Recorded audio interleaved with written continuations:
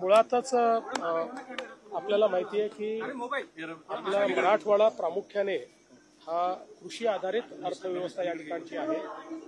परभणीसारखा आपला जिल्हा हा मोठ्या प्रमाणात कृषीवर अवलंबून आहे आणि म्हणूनच आज जी काही संयुक्त संशोधन आणि विकास परिषद कृषीची आयोजित करण्यात आली होती त्या निमित्ताने नवीन संशोधन, नवीन वाढ, नवीन पीक पद्धती या सगळ्या गोष्टी या ठिकाणी आपण एंडोर्स करतो, त्या शेतकऱ्यांपर्यंत पोहोचवण्याचा प्रयत्न करतो आणि आमचाही प्रयत्न आहे की शाश्वत शेती आपल्याला कशी करता येईल आणि विशेषतः शेतीमध्ये इन्व्हेस्टमेंट कशी वाढवता येईल अशा प्रकारचा आपला प्रयत्न आहे। आज मी सगळ्या विद्यापीठांना सांगितलेलं आहे की जसं विद्यापीठामध्ये प्राध्यापक, शास्त्रज्ञ सगळे काम करतात तसे शेतकरी देखील शास्त्रज्ञ आहेत। अनेक शेतकरी अशा प्रकारचं त्या ठिकाणी वाण तयार करतात किंवा नवीन क्रॉपिंग पॅटर्न, एक पीक पद्धती तयार करतात की ज्याच्यामुळे उत्पादकतेत वाढ होते, ज्याच्यामध्ये एक प्रकारे त्याची जी काही इनपुट कॉस्ट आहे ती आपण कमी करू शकतो। तर अशा शेतकऱ्यांना निवडून दरवर्षी किमान 5 शेतकऱ्यांना मानक कृषी संशोधक अशा प्रकारची पदवी आपण दिली पाहिजे असं मी आज सगळ्या विद्यापीठांना विनंती केलेली आहे। माननीय कृषी मंत्री जे आहेत ते या विद्यापीठांचे चान्सलर असतात, त्यामुळे ते स्वतः याच्यामध्ये लक्ष घालतील। एकूणच आमचा प्रयत्न आहे की कृषी क्षेत्रामध्ये शाश्वतता यावी आणि तिथली इन्व्हेस्टमेंट वाढावी। आज त्याचसोबत आम्ही सेलूच्या 132 केव्हीच्या केंद्राचं देखील त्या ठिकाणी एक त्याची सुरुवात केलेली आहे आणि आपलं जे काही मेडिकल कॉलेज आहे जे आपण आता तयार करतो त्याचंही भूमिपूजन आम्ही केलेलं आहे। केंद्र सरकारनं शेती हमी भावामध्ये मोठी वाढ केली, शेतकऱ्यांसाठी किती मोठा दिलासा? मला असं वाटतं की खूप आनंदाची गोष्ट आहे की काल केंद्र सरकारने जी आपली महत्वाची पिकं आहेत याच्यामध्ये अतिशय चांगली अशा प्रकारची हमी भावामध्ये वाढ केलेली आहे। निश्चितपणे याचा शेतकऱ्यांना फायदा होईल आणि जेव्हा केंद्र सरकार हमी भावात वाढ करतं तर त्याचा एक मार्केट इंटरव्हेन्शनमुळे मार्केटवरही त्याचा परिणाम होतो, त्याच्यामुळे बाहेरही मग त्या पद्धतीनं जी काही त्याच्या किमती आहेत त्या वाढत जातात आणि म्हणून फार चांगल्या प्रकारचा निर्णय आम्ही याचं स्वागत करतो। 20 वर्ष काँग्रेसमध्ये असलेले सत्यजित तांबे राहुल गांधींवरती टीका करतायत की ते कार्यकर्त्यांना भेटत नाहीत म्हणून। बघा, हे सगळं जे काही कार्यकर्ते आहेत ते त्यांचा अनुभव सांगतात। आता शेवटी काँग्रेसची जी काही परिस्थिती आज झाली त्याला काही तर कारणं असतील, त्यामुळे ती काय कारणं आहेत हे हळूहळू आता त्यांचे कार्यकर्ते, जे जुने कार्यकर्ते आहेत ते आता सांगू लागले। सर, परभणीच्या विकासाचा अनुशेष बाकी आहे, निधींना पालकमंत्री केले, पण काय आज जाहीर होणार किंवा या प्रश्नांकडे लक्ष देणार? नाही, जाहीर काय, आम्ही आता मेडिकल कॉलेजचं भूमिपूजनच या ठिकाणी केलं. आपल्याला माहिती आहे की किती अडचणीतनं ते मेडिकल कॉलेज तयार झालं, ते कशा प्रकारे ऍक्च्युअली अमान्य करण्यात आलं होतं. मग आपण केंद्र सरकारकडे पुन्हा गेलो, केंद्र सरकारला ते समजवलं, त्याचं पुन्हा इन्स्पेक्शन केलं, त्याला नंतर निधी आपण उपलब्ध करून दिला.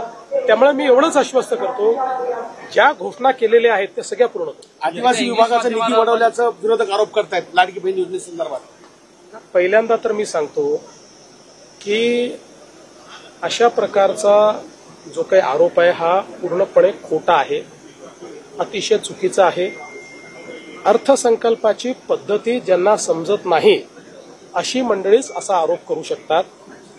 आपल्याला कल्पना आहे की नियम काय आहे, तर नियम असा आहे की आपल्या अर्थसंकल्पामध्ये आदिवासींच्या लोकसंख्येप्रमाणे आदिवासींकरता आणि अनुसूचित जातीच्या लोकसंख्येप्रमाणे अनुसूचित जातीकरता निधी राखीव ठेवावा.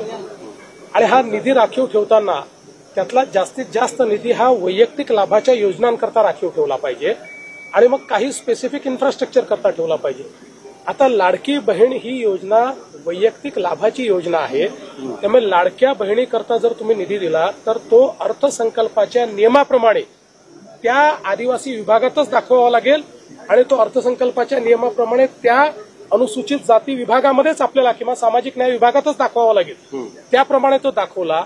पण या संदर्भातला अजितदादांनी हाऊसमध्येच खुलासा केला की नुसता इथे पैसा दाखवला त्याच पैशात दाखवला असं नाहीये, तर जवळजवळ 2.25 पटीनं या विभागांचं बजेट वाढवलेलं आहे आणि त्या ठिकाणी तो दाखवलेला आहे. त्यामुळे ही अकाउंटिंगची पद्धत आहे.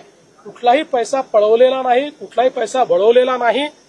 ज्यांना हे समजत नसेल त्यांनी माझ्याकडे यावं, मी त्यांना अर्थसंकल्पाची, कारण मी पुस्तक लिहिलं आहे अर्थसंकल्प कसा वाचायचा, त्यामुळे अर्थसंकल्पामध्ये अकाउंटिंगची सिस्टीम काय आहे हे मी समजावून सांगेल. नियमामध्ये अशा प्रकारची तरतूद तिथेच दाखवावी लागते, ती योग्य प्रकारे दाखवलेली आहे. त्यामुळे यात कुठली बनवाबनवी नाही, यात कुठली फसवाफसवी नाही, हे स्पष्ट मी करू इच्छितो. अजितदादांनी योग्य काम केलेलं आहे हे मी या ठिकाणी सांगतो. सर, मे मध्ये अतिवृष्टी होते राज्यामध्ये, कोऑर्डिनेशन नाही असं तुम्ही म्हणाले होते. दोन्ही उपमुख्यमंत्र्यांमध्ये कोऑर्डिनेशन नाही असं तुम्ही असं मी कधी म्हटलं? चॅनलमध्ये काय ज्यांना इंग्लिश समजत नाही त्यांना असं वाटतं. सर राज्यामध्ये पाऊस पडतोय, मोठ्या प्रमाणात नुकसान आहे, मे मध्येच पहिल्यांदा पाऊस पडतोय, तर काय सांगाल सर याच्या नुकसानीच्या संदर्भात? असं आहे की चांगला पाऊस झाला पाहिजे. चांगला पाऊस झाला तर शेतकऱ्याचं भलं होतं. चांगला पाऊस झाला तर खरीपालाही फायदा होतो, रबीलाही फायदा होतो आणि अगदी उन्हाळी पिकापर्यंत पाणी पुरतं. आणि म्हणून पावसाचं आम्ही स्वागतच करतो. पण हे खरं आहे की अतिवृष्टी झाली आहे, काही शेतकऱ्यांचं नुकसान झालेलं आहे. ज्यांचं नुकसान झालं आहे त्यांना आम्ही त्या ठिकाणी मदत करू. त्याचे ऑलरेडी स्टँडिंग ऑर्डर्स आम्ही दिलेले आहेत आणि यापुढेही आम्ही लक्ष ठेवून आहोत. बघा, शेवटी वातावरणातल्या बदलामुळे मान्सून हा विविध पद्धतीने येतो. म्हणजे समजा 105% मान्सून आला असं आपण ज्यावेळेस म्हणतो, त्यावेळेस अनेकदा त्यातला 50% मान्सून 4 दिवसात येऊन जातो आणि मग त्यातनं शेतीचं मोठ्या प्रमाणात नुकसान होतं. म्हणून मला असं वाटतं की आता या संदर्भात आम्ही लक्ष ठेवून आहोत. पुढे भविष्यातही काही अशा प्रकारचे अवकाळी आली, काही अतिवृष्टी झाली तर आम्ही मदत करू.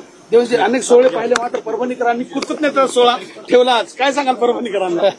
नाही, आनंद आहे. थँक्यू.